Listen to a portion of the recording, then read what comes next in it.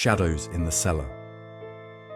When the Anderson family moved into the old house on Sycamore Hill, they knew it came with a history.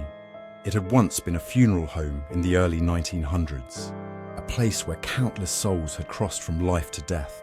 But to the Andersons, it was simply a spacious old home in their price range, conveniently close to the hospital where their youngest son, Liam, was receiving cancer treatments. They didn't pay much mind to the house's reputation. From the very first night, though, things felt off. Liam was restless, tossing and turning in bed. The shadows in his room seemed to dance, moving even as the lights stayed still. He called for his mother, who assured him it was just his imagination. But in the silence of his room, Liam could feel it. A presence, something far too real to be imaginary. As he lay there in the dark, he heard faint whispers coming from somewhere below, like the low hum of a distant chant. The next morning, Mrs. Anderson found Liam curled up at the foot of his bed, his eyes wide. "They're here, Mum," he whispered. "They don't want us here." She brushed it off as anxiety from his treatments, but later, when she passed by the basement door, she heard something strange. A faint scratching noise, followed by a quiet thud. It could have been the old boiler acting up, she told herself, but a chill crept up her spine. Liam started sleepwalking.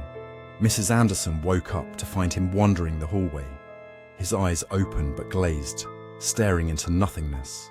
He was murmuring under his breath, his voice almost unrecognizable. "Liam, sweetheart," she whispered, but he didn't respond.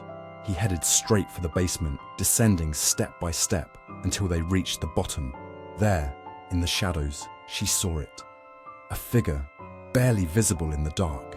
It was a man, tall and gaunt, his face pale as chalk, eyes dark and sunken. He was dressed in old-fashioned funeral attire, the kind an undertaker would wear, and he was staring directly at her. Mrs. Anderson screamed, pulling Liam back up the stairs and slamming the basement door shut. But from the other side, she could hear scratching, scratching, something trying to claw its way up. The family started seeing things. Shadows flickered at the edges of their vision. Strange figures appeared in mirrors, only to vanish when they turned. Liam's health deteriorated, but it wasn't just physical. He spoke to invisible people, describing details about the funeral home's history that he couldn't possibly know. "He comes at night," Liam whispered to his mother, his voice hollow.